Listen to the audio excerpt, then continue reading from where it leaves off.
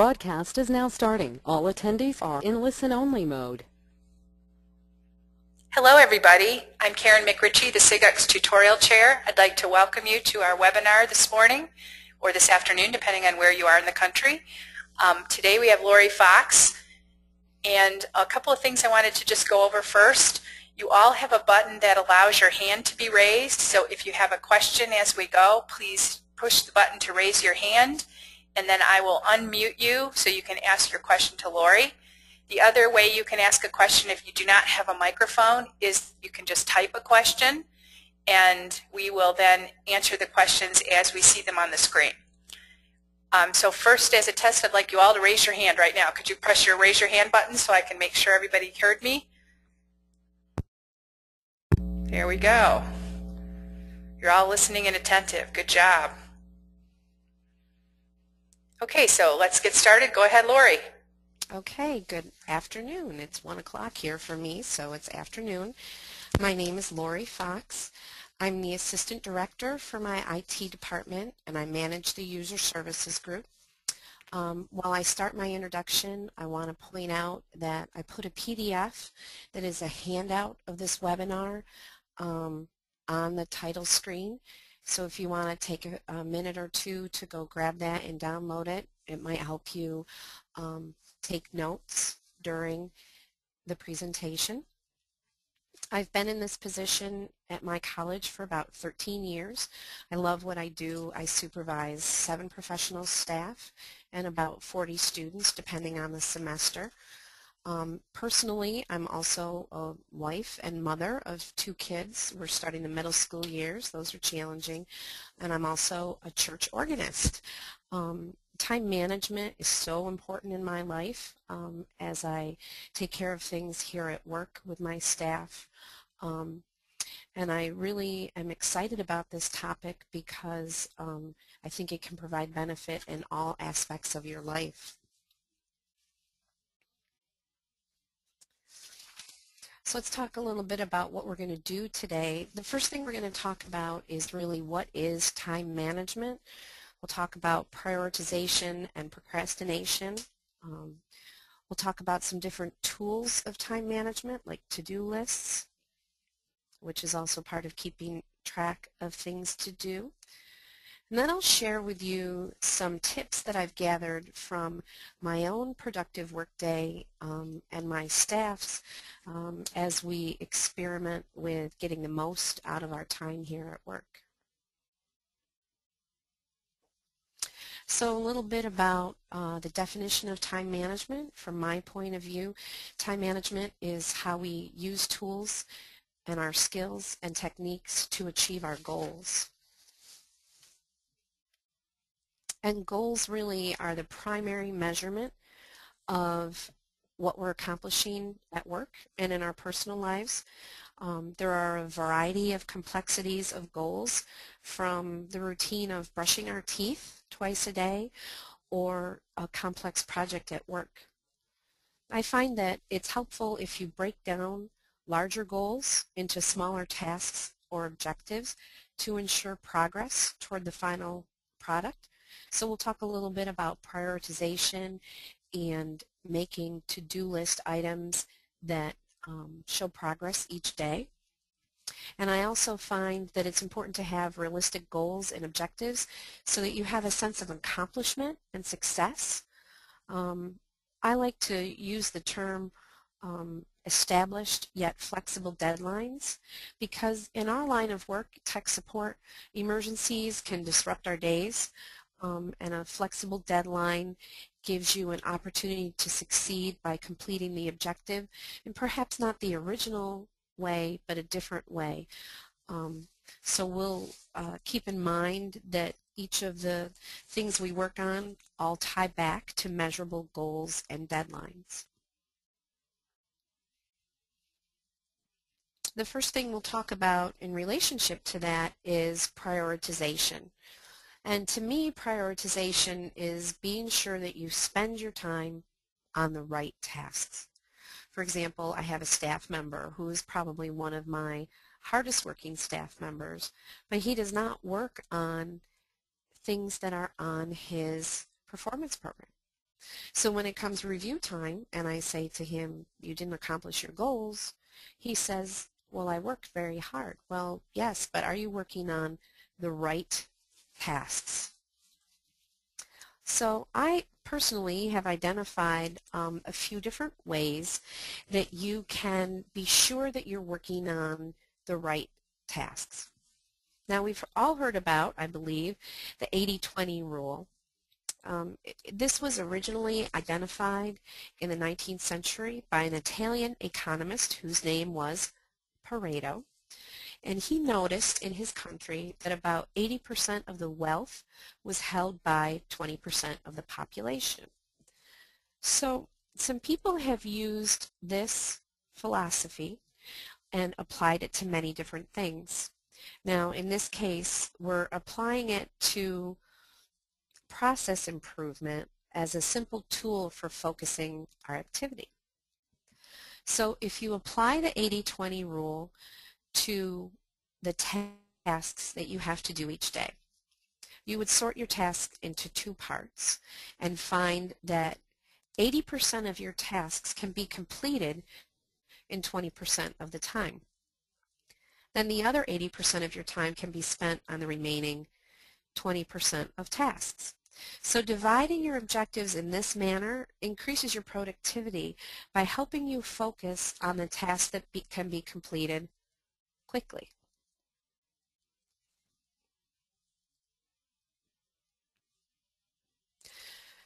Now there's another way of dividing tasks called ABC analysis, and this divides your tasks by importance. A is most urgent and important, and C being the things that are not urgent and less important. And this works well for many things, but I have noticed lately in our department that there are some things that are always ranked C and therefore never completed. As we are audited each year, for example, we find that some of the things that are important to auditors aren't important to us, perhaps on a day-to-day basis. So this one to me is a little more difficult to apply because you never really get to the C tasks.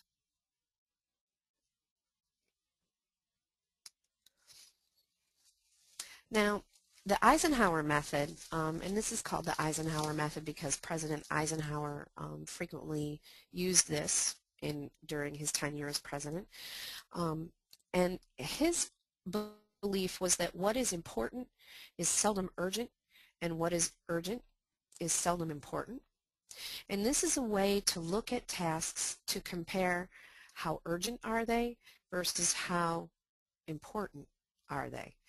And this adds something new to the mix where you can delegate tasks or drop tasks. So in this case, your C tasks might be your unimportant tasks, but some of them are done because they're urgent.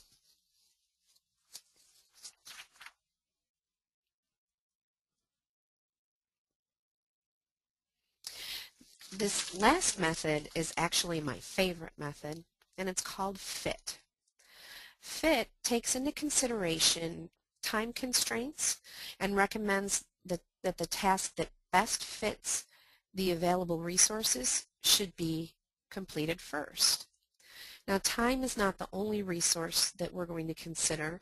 We also want to think about time of day, location, and perhaps even finances. Like I said, this is the one that I personally use most frequently. I find it's more efficient to use the 15 minutes before my staff meeting to complete a task or several smaller tasks rather than start a task that would take several hours. So I will often have a pile of papers like account requests or printing refunds that can be done quickly. So when I have a few minutes in between meetings, I'm able to take care of several quick things. Now it's very important to remember when you use this method that you carve out time to work on longer projects or they'll never get started or completed. And I trick myself in a way by breaking large projects into smaller objectives. and that gives me milestones along the project's timeline, and it also allows me to fit part of the project into a smaller part of my day.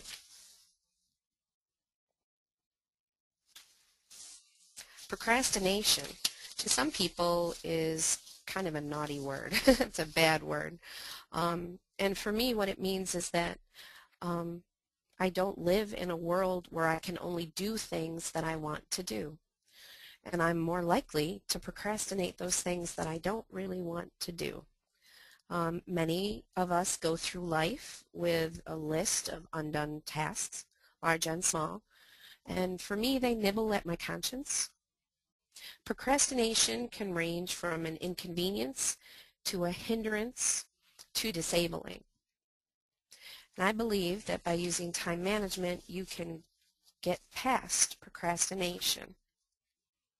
So let's take a look at some reasons why we procrastinate. I like to think of procrastination as being closely linked with perfectionism, because sometimes it's hard to complete a job because you can't do it perfectly.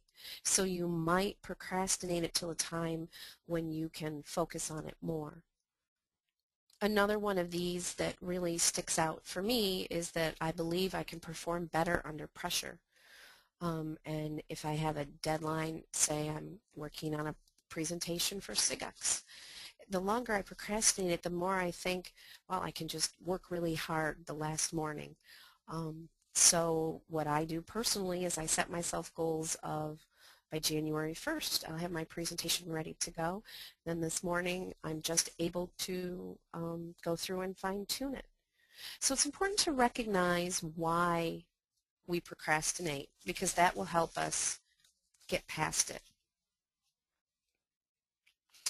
I also think another big portion of procrastination is that people can distract you easily.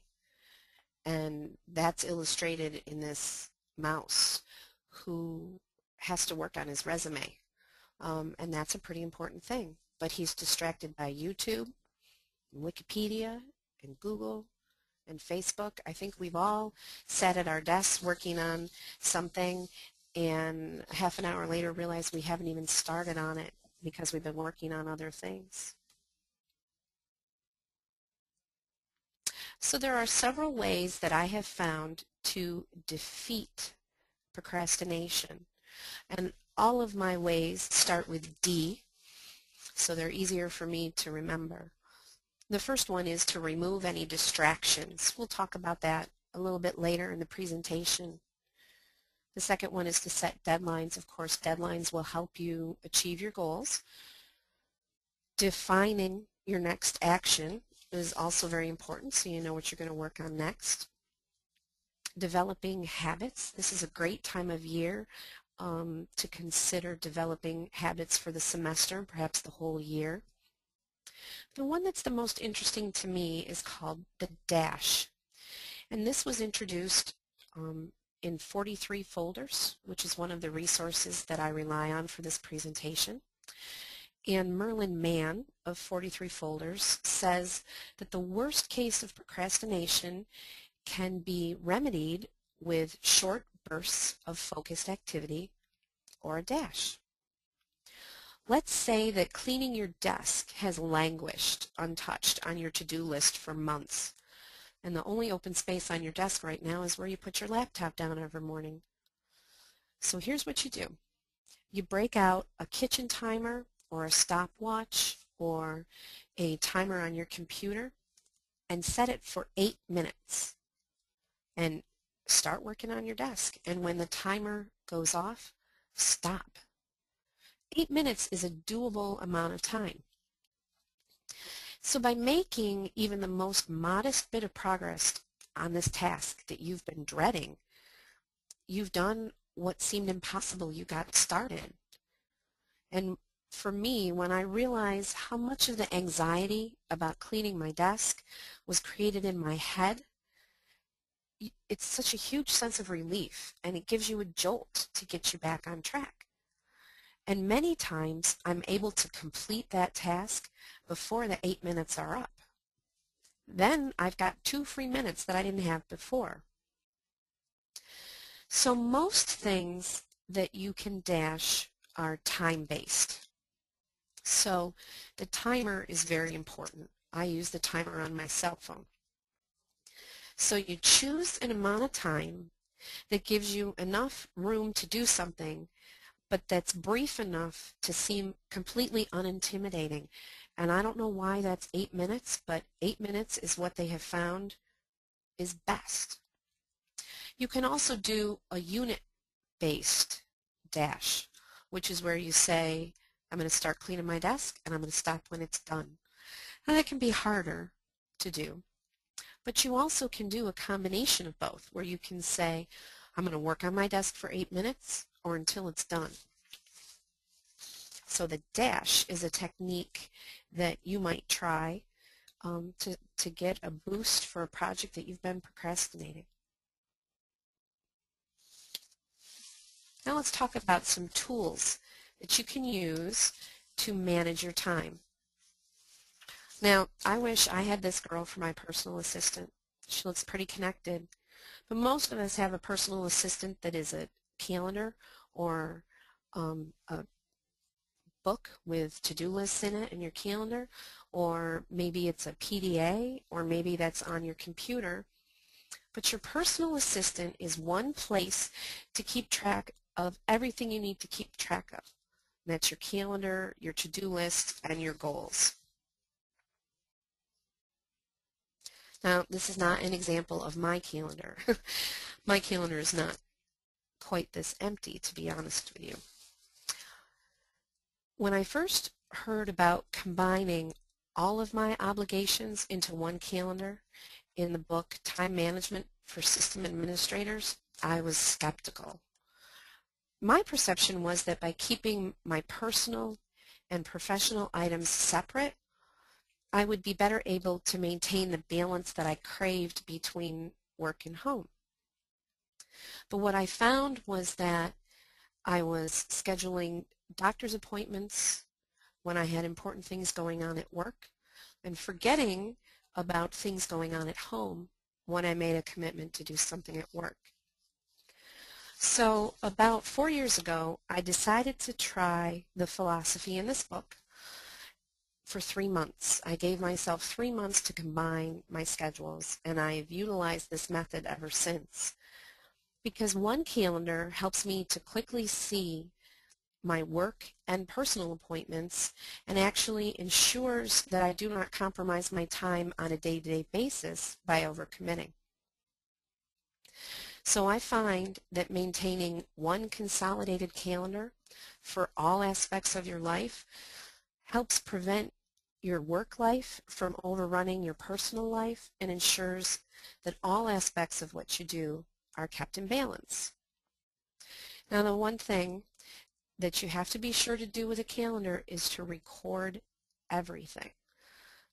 I have birthdays on my calendar. I have appointments and meetings. Sometimes I'll even put reminders to myself to work on projects, but I review my calendar every day.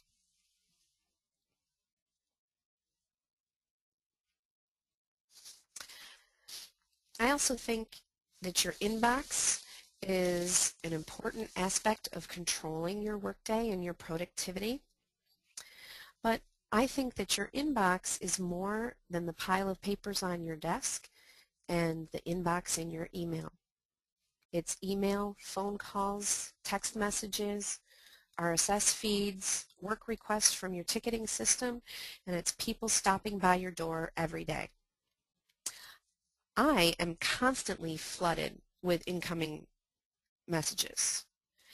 And time management methods that I've read frequently offer tips for handling just one type of inbox, for example, your email. But to realistically handle and prioritize your tasks, I think you need to look at them all. Inbox 0, which is part of 43 folders, describes how to convert your email into actions. And he talks about filtering and handling incoming emails immediately to empty your mailbox. And it also creates an efficiency where you deal with each email only once. So you can set up email filters, archive email that no longer needs to be acted on. I generally don't throw things away, and use your delete key.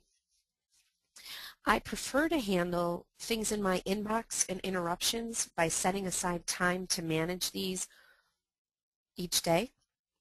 One of my staff, for example, just mentioned to me today that he found that he answers email between 8 and 9 a.m.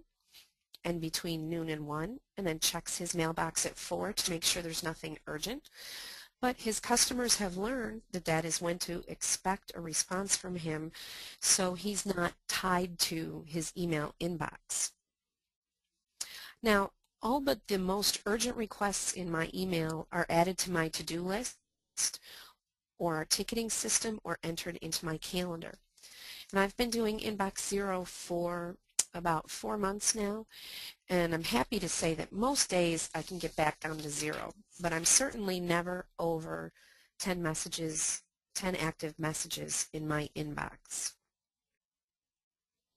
And I use the 4 Ds to empty my inbox. When I read an email, I make a decision. Am I going to do it?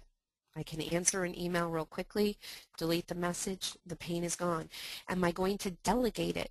Which for me means that I redirect that request to our ticketing system and assign it to one of our staff. I may also defer it. Now I can do that in a couple of ways. Most likely what I would do is create a ticket for myself to work on later, or I delete it.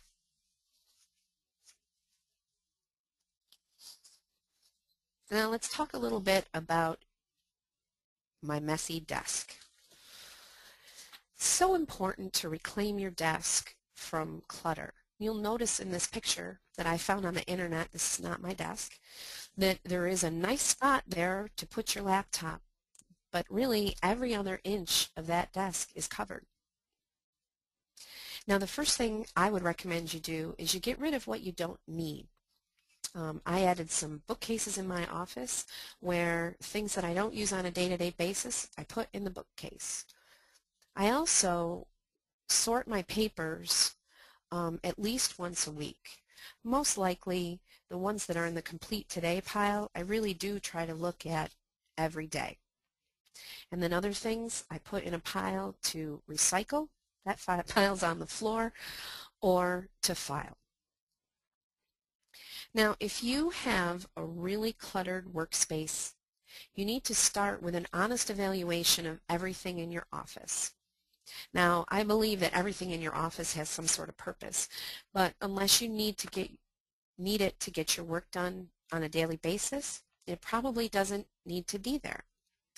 And once you get rid of all the things you might use and keep only the things that you do, you'll find that keeping your desk organized is much less of a chore. So if your office doesn't feel clean, try taking some pictures of your workspace from different angles. You also could spend some time each day or once a week organizing things on your desk. But don't spend so much time organizing that you're not working. Pick a spot where it's good enough. Reclaiming your desk from clutter will also increase productivity. Sorting papers and notes into 3 piles really helps. Things to do today, things that will be done this week, and things that can be filed or thrown away.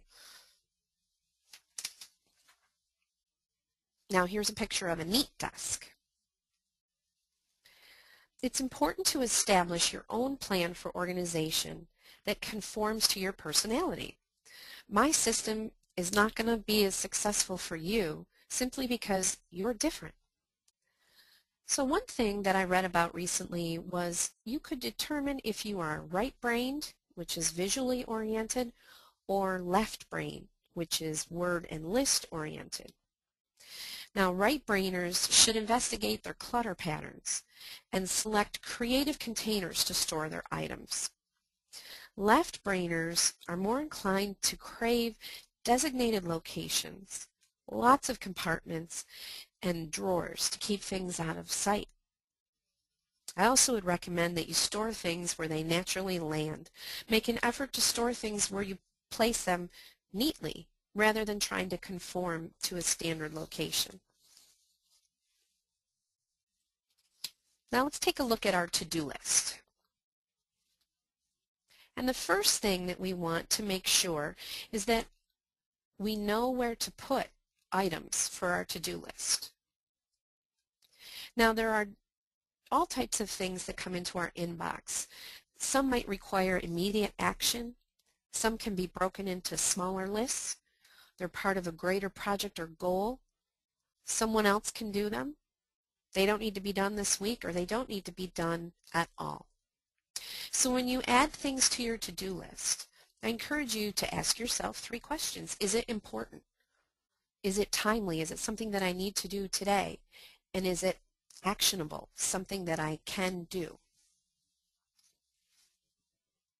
So here are some things that are not on my to-do list. Any brainstorming or thought capturing things, those really aren't to-do things. There are other ways to store those. Wishes and someday maybe items, I find that I'm never able to check those off, or rarely. Ambiguous tasks. You shouldn't have to spend a couple minutes thinking about, what was I going to email Bill about? Make it a list item like email Bill regarding new software licensing information. That way you're able to see the item and take care of it. Motivational items should not be on your to-do list. Things like exercise or drink 8 glasses of water a day. Don't clutter up your to-do list with those types of items. And outdated tasks. Cross those babies off and consider them a success. I do have a different list that I keep called my someday maybe list. And here is where I store my ideas, seeds of future projects. I have a big list of books I want to read and things that I want to research. And as I review this list, good ideas or ideas that are ready to be acted on today can be moved to my to-do list. There are so many products available on the market today for keeping track of items on your to-do list. And I'm just going to cover a few of them. You may have heard of others. The first one is called Toodle-Doo. It's an online to-do list. You can customize the list. It helps you keep track of dates, priorities, time estimates. It can be synced with your phone, which is something that is pretty important to me. It is free. There are paid versions available. And I believe that this is a good product if you're a procrastinator because you can put your dates and time estimates right in there. To-Do is another browser-based to-do application. It syncs with your iPhone. And this has date-oriented lists and a wonderful crossing off functionality where when you click on it, it draws the line through it for you. I also like that it has a someday list because it stores your someday maybe list right in the same application, and those items can be moved to a specific day. This is great if you want to look at your to-do list and you're scheduling things on a week basis. So you can add things for your to-do list for Wednesday, for example. And you really have to enjoy the homonym puns because they are scattered through this entire application.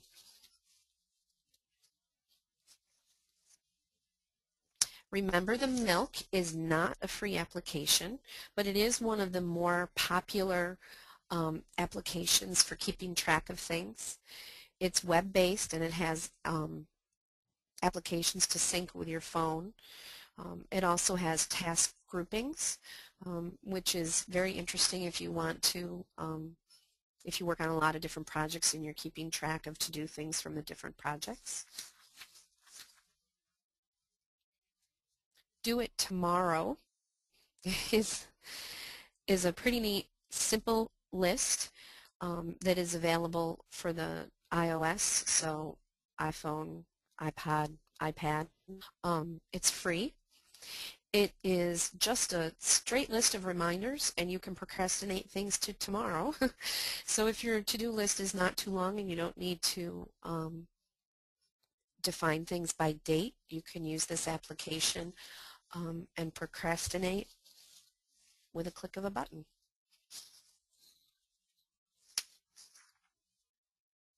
Got to Do is based on the Getting Things Done, the 43 folders workflow. It syncs actually with ToodleDo, one of the first services that I talked about that's a free web-based app. It's free with ad support. One of the things that I really love about Got to Do is the ability to have subtasks and keep them organized with the overarching project. That's really hard to do if you use paper or any of the other simple lists. The sublists are a really neat feature of Got to Do.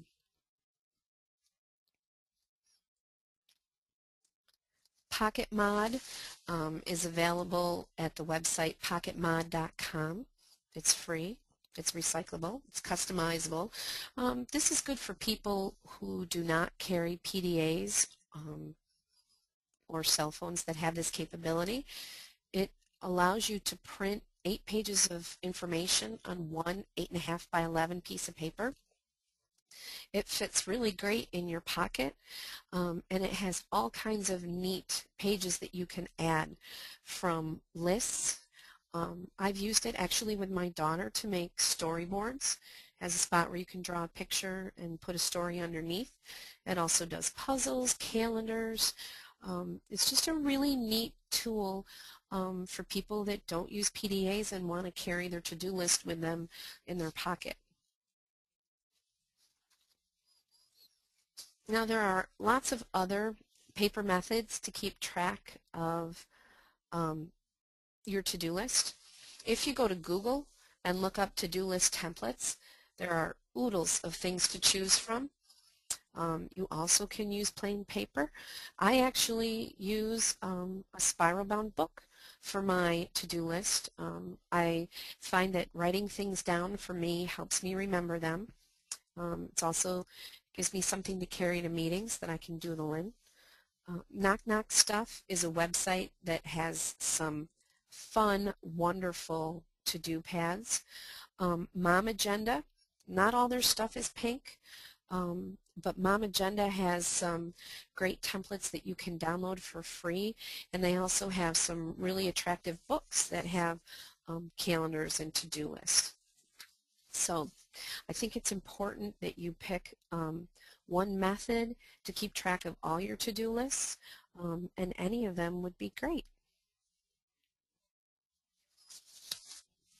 Now, one of my goals each day at work is to be productive and to leave work with a sense of accomplishment.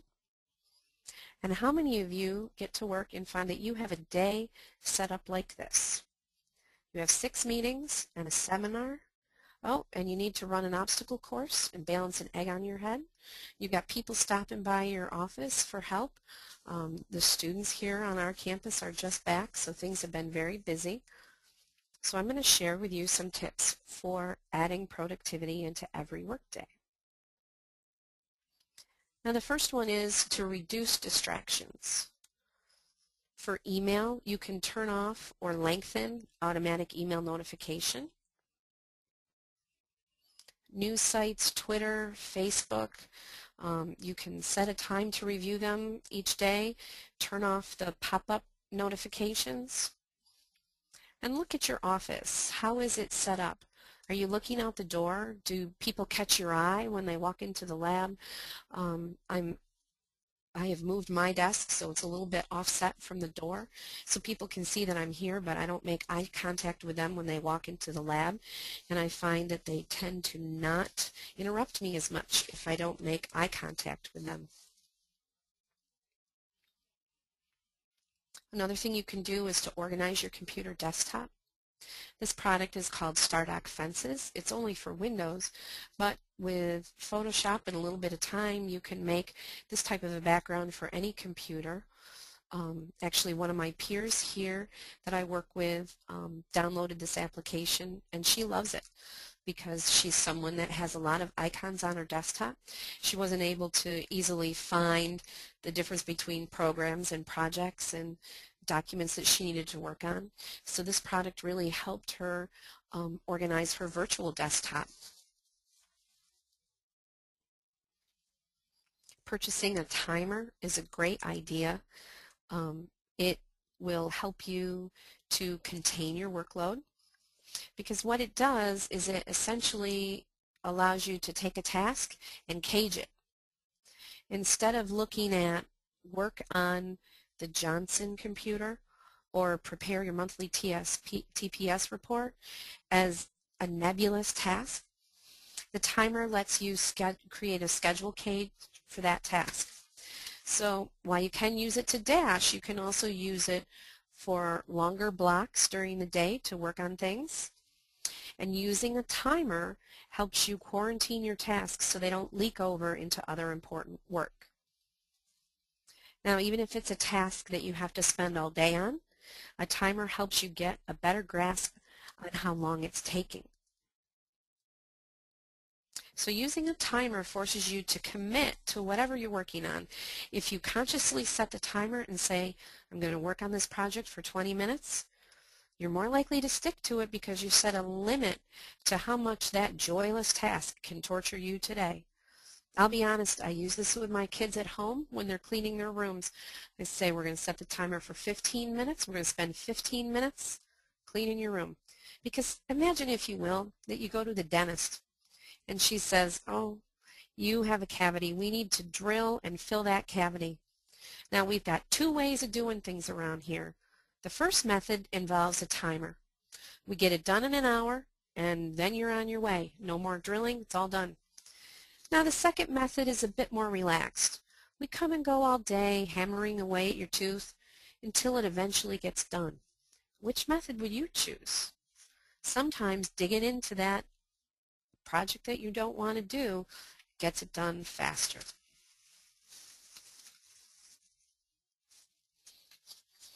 Now, it's also important to stay sane when you have a crazy day, because for those of us who work in higher education, for example, we experience a very distinct work pattern. Preparing to handle the back-to-school stress with well-prioritized lists and realistic goals helps you get things done. When it's September or January, I actually modify my prioritization categories to use two: before the students return and after the second week of classes. Don't get thrown by the day where a sudden crisis at work or home causes your to-do list to be thrown out the window. One way to still feel accomplished on a busy day is to add those items to your list and cross them off right away, especially for something that sucks up a lot of your time, like an emergency in a classroom. As you reflect on the day, you'll discover that you were still productive, just not in the way that you originally planned. As service professionals, our priorities are often set by our customers and their perception of the work that they have asked us to do. Take into consideration the impact your work has on them when determining priority and scheduling time to complete the task. Now, multitasking has been a real buzzword lately as far as people thinking that multitasking means you don't really get much of anything done. And I find personally, when I'm reading email at home and helping my son with his homework, I'm not focusing on either task. So while I'm at work, for example, I try to work on one item at a time and group together similar tasks. And remember to take care of yourself. It's important that if you are having a bad day and you need to get up and take a walk or shut your door for a while, that you do that. If chocolate cake is your thing, maybe you better stash a chocolate cake in your office this week. I also do a weekly review, and I go through all of my capture buckets.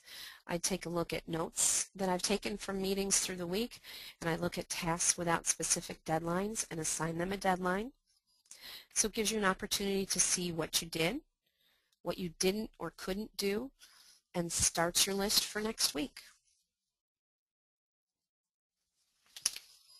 Saying no is an important talent. I've learned that when I'm focused on the job that I'm doing, especially if I have my timer out, it's easy to decide when to say yes and when to smile and say, no, thank you. Don't feel guilty about declining because you're giving 100% in many other ways. Now, saying no gives me time to invest in myself, my family, and my work here at the college. So it's very important to know when you can say no.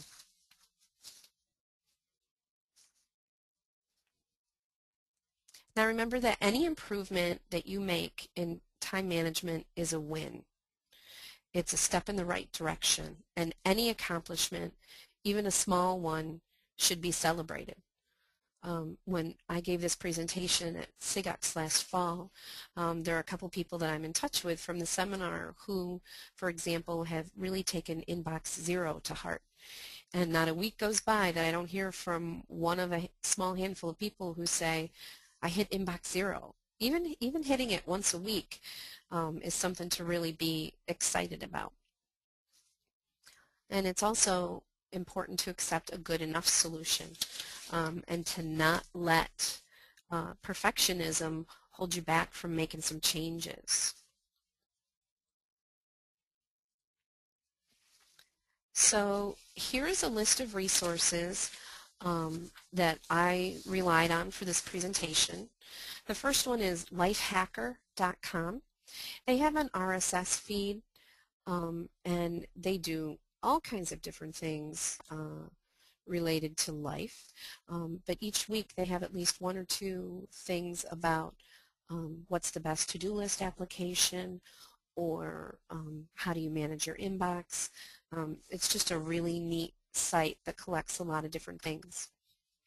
43folders.com is part of the Getting Things Done family, and their website has a lot of good information as well.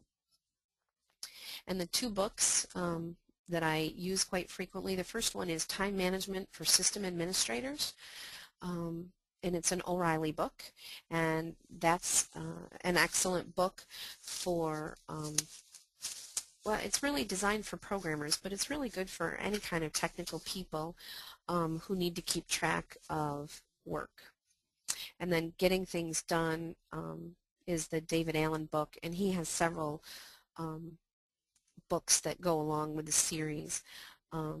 Is a really excellent book for learning how to prioritize your work and get things done on a day-to-day basis. So I hope that you learned at least one thing from this session, or I hope that it reinforced things that you already knew and showed you that what you're doing is already good. And we'll take questions. Okay, does anybody have any questions? You can go ahead and raise your hand and I will unmute you. I just want to say thank you, Lori. I'm going to go out and buy kitchen timers for my team as soon as I'm done with this. I think that's a great idea. I love that dash idea. Okay, so Maureen. Yeah. Go ahead. Are you there, Maureen?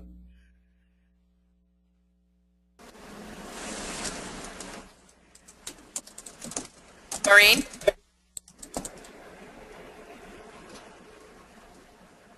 Oh, are you there? I think she's typing.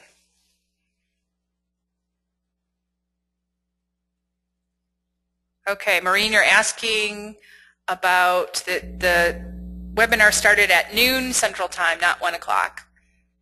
But there'll be a recording of the seminar posted, and I'll send you guys all an email as to where it's posted after we're done. Lori, do you see that other question there?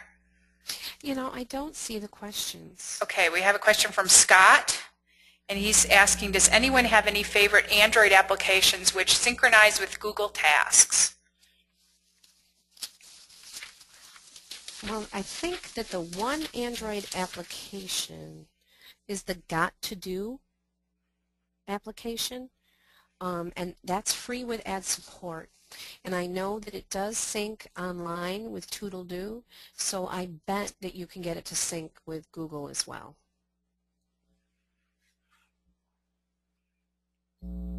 Does that answer your question, Scott? Does anyone else have any ideas? Oh, we have Barney with a hand up. Go ahead, Barney. Hello. Hi. Hi there. I have a question for you. You mentioned you were managing seven full-time employees as well as 40 students, Lori. And Yes. my question is, how have you found it helpful to sort of get them on board some of the same time management tools? And have you used any sort of delegation tools, for example, like an Outlook Exchange? You can assign tasks and then get feedback. Have you had any luck in those areas? Actually, yes, I have. Karen and I were talking before the webinar that when I first created this presentation, I gave it to my staff, and I found that right away each of them saw areas that they could have some improvement. For a couple of them, their email inboxes were up over 2,000, and they're now doing inbox 0. It also reinforced for them our ticketing system. We don't use Exchange. So for most of our delegation, we use our help desk ticketing system. And what we're able to do, what I'm able to do is I can forward my email into the ticketing system, and it makes me the requester. So anything that my staff does comes back to me, and then I can get back in touch with the customer. So we've used our ticketing system for that type of delegation. What ticketing system do you use? We use Request Tracker. Okay. Commonly known as RT, and we dash all the time around here.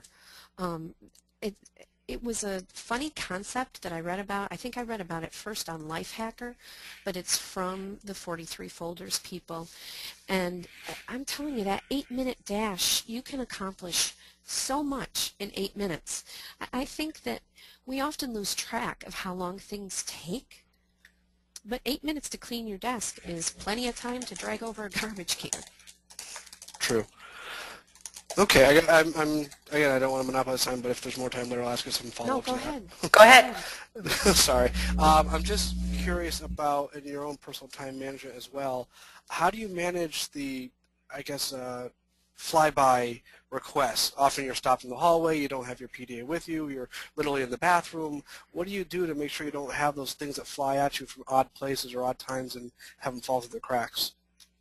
Well, we really have developed a culture here. RT is a somewhat newish system for us, and we really encourage our customers to submit tickets through that. Fortunately for me, most of my inbox does come through my email inbox, so I'm able to manage it that way. We have all agreed in our IT department that when we redirect a ticket to our system, we have a standard thing that we send back to the customers to say, thanks for your request. I've forwarded to our ticketing system, and all of the future communication on this will come from that ticketing system. The other thing that really helps for me personally is when my inbox is so low, something where somebody stops me real quickly and asks me a question, I'm pretty aware that answering them or helping them right away actually takes me less time than saying, put in a ticket, I'll get back to you, because it just gets put on my to-do list for later. So as I become more aware of how much free time I really do have during the day to handle these, and once I relaxed about taking care of interruptions as part of my job, just like meetings is part of my job, I'm much more apt to just take them in stride and take care of them as they show up. Okay, thank you. Okay, we have a question. Is there a startup kit to hand over to reinforce basic steps for improving your time management? Oh, wow. That's a great idea.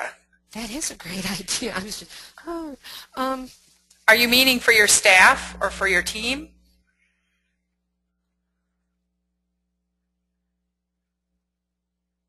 You know, I've not heard of anything like that. It's part of why I did the presentation, because I'm not going to lie to you guys, the presentation really helped me. It helped me to be way better at time management.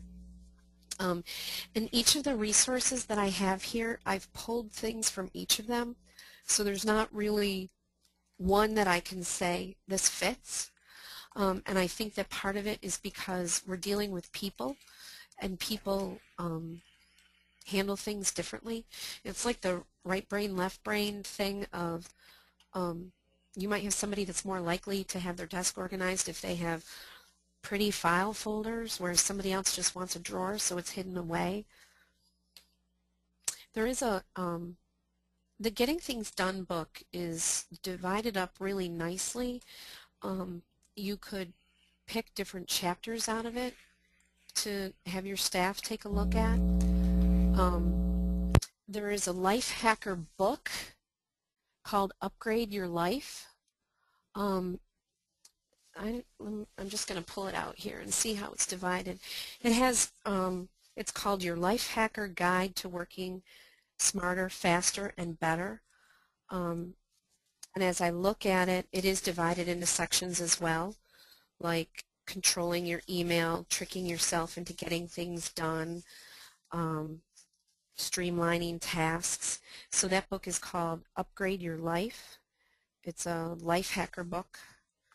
You know, before we started the webinar, Lori and I were talking about they're doing kind of a book club read with their team, and I thought this might be something that would be a good topic. You could come up with, you know, maybe one of those getting started books and do it as kind of a book club with your team, trying to improve everybody at once and having the support system there. That might be a great idea. It also caused us to redefine some of our expectations for our staff about our ticketing system in particular. We found that department-wide, for example, people were not responding to customers in the tickets. And I find that if I have a customer that needs something from me but I don't have time to do it till next week, even if I reply back to them and say I'll do it next week, they still have gotten that reply. So if you look at something like Getting Things Done or the Life Hacker book series, it can give your team a bit of camaraderie that they're all aware of time management and working on time management. It also gives more respect to people who say, you know, I'm in the middle of a dash, or I'm going to shut my door so I can finish this proposal. That helps too. Do we have any more questions?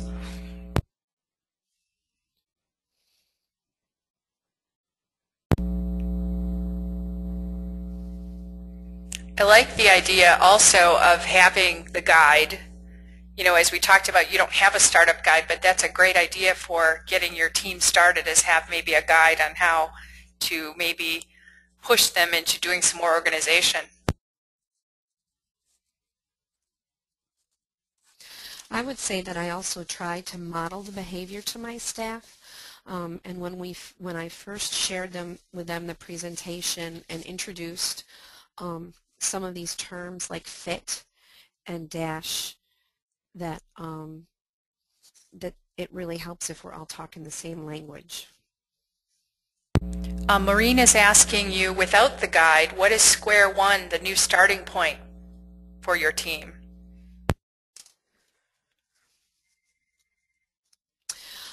For my team, really, it was getting a handle on the work that they had to do. I found that they were keeping track of work requests in their email, in their voicemail, on scraps of paper, and in the ticketing system. So the first thing that we did is we looked at their to-do list and said, where should your to-do list be? And for work-related things for desktop support, all of the requests coming in were very similar. So we decided to use our ticketing system as their main to-do list for work. And it allows us to cover for people that are absent. I just had 2 staff members out with babies. And having everything, we know how they're keeping track of their work. We're able to cover for people very easily. So I think the first thing for my tech support staff was definitely the to-do list, the what items need to be done. And then the second feature of that was getting it done. the dash. That was such a huge success in my department. Marina's following up with, she says, so combining all the to-do lists in one spot, is that your ticketing system? It is our ticketing system. Yeah, because we have just a very basic email system, so we're not, and we don't have Google Docs yet, so we're not to a point yet where we can keep them in any other sort of project management software. So we use our ticketing system for the desktop support staff. Do you find anything ever falls through the cracks? Oh, all the time. Yeah, I do. I find that things fall through the cracks all the time. But most of the time when you look at it, it's because somebody stopped you in the hall and you forgot to put in a ticket. We've worked really hard to make sure that our customers know that if you send an email to the ticketing system, it also puts that timestamp on it. Because I'll have customers call me and complain and say, well, I asked Joe for that 2 weeks ago. There's no ticket. Oh, yeah, well, I saw him in the men's room. Okay, that doesn't count. Kathy is asking about she's having trouble with your PDF download. Could you post that link again for everybody? Oh, sure. And I want to let everyone know, too, that this webinar has been recorded and will be posted on the SIGUX website along with the PDF. So we'll be able to send you an email when that's ready to go as well. Do we have any further questions for Lori?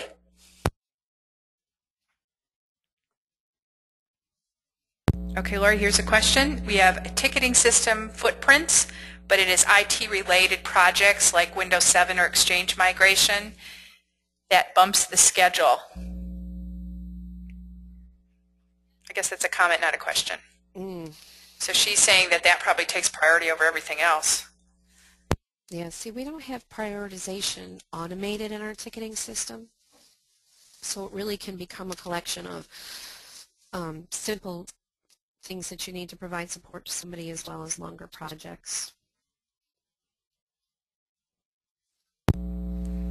Okay, I guess we're all finished. There are no more questions coming in. Thank you all very much for attending our webinar. I hope you enjoyed it. We'll be sending you another link for the next one as soon as it's ready, and have a great day.